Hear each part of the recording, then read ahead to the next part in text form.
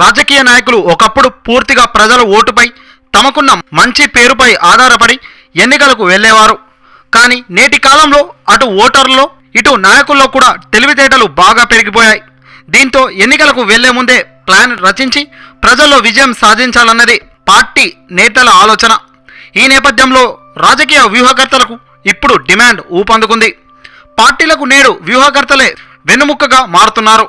అయితే ఈ పార్టీలు అభ్యర్థుల వెనుక వ్యూహాలు రచించేవారు కొందరున్నారు. నియోజకవర్గాల్లో డేటా సేకరించడం, విశ్లేషించడం, సమీక్షించడం, ట్రెండ్కి అనుకూలంగా నిర్ణయాలు తీసుకోవడం, ఇవన్నీ తెర వెనుక చేస్తున్నారు రాజకీయ వ్యూహకర్తలు. నిత్యం ఇదే పనిపై ఉంటూ తమ పార్టీ గెలుపు కోసం ప్రయత్నిస్తుంటారు. వాళ్లకు యువకులు పెద్ద సంఖ్యలో సహాయకులుగా ఉంటున్నారు. వాళ్ళతో పాటు పరిశోధకులు, డిజిటల్ మార్కెటింగ్, సాఫ్ట్వేర్ ఇంజనీర్లు తమ వంతు కృషి చేస్తున్నారు. ప్రస్తుతం ఆంధ్రప్రదేశ్లో Indian political action committee, national political action committee అనే 2 సంస్థలు గట్టిగా పనిచేస్తున్నాయి. దాదాపు 70 నుంచి 80 మంది ఉద్యోగులతో ఐపాక్ వైసీపీకి పనిచేస్తుంటే 150 మంది ఉద్యోగులతో ఎన్పాక్ జనసేనకు పనిచేస్తుంది.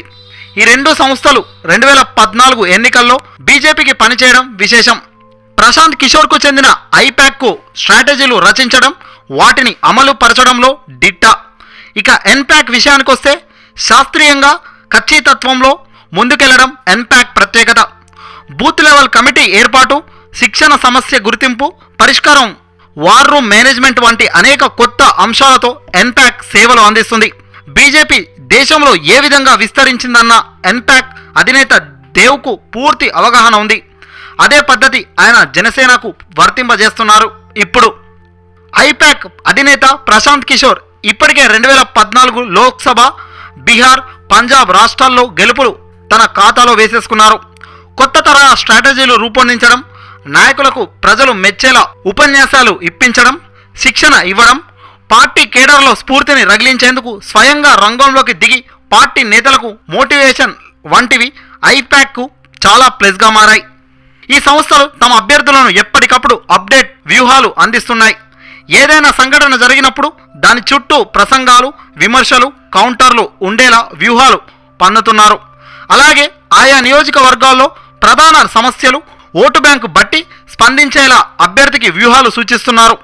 దీంతోపాటు సోషల్ మీడియాలో ప్రజలను ఆకట్టుకునేందుకు కీలక నేతల ప్రసంగాలను అప్డేట్ చేస్తున్నారు ఎప్పటికప్పుడు. మొత్తానికి ఎన్నికల్లో గెలుపు కోసం కన్సల్టెన్సీలకు చాలా భారీ స్థాయిలో మూల్యం చెల్లించుకుంటున్నారు అనే చెప్పుకోవచ్చు రాజకీయ నేతలు. మరి ఈ సలహా సంస్థలు ఈ పార్టీలను ఏ మేరకు గట్టెక్కిస్తాయో వేచి చూడక తప్పదు.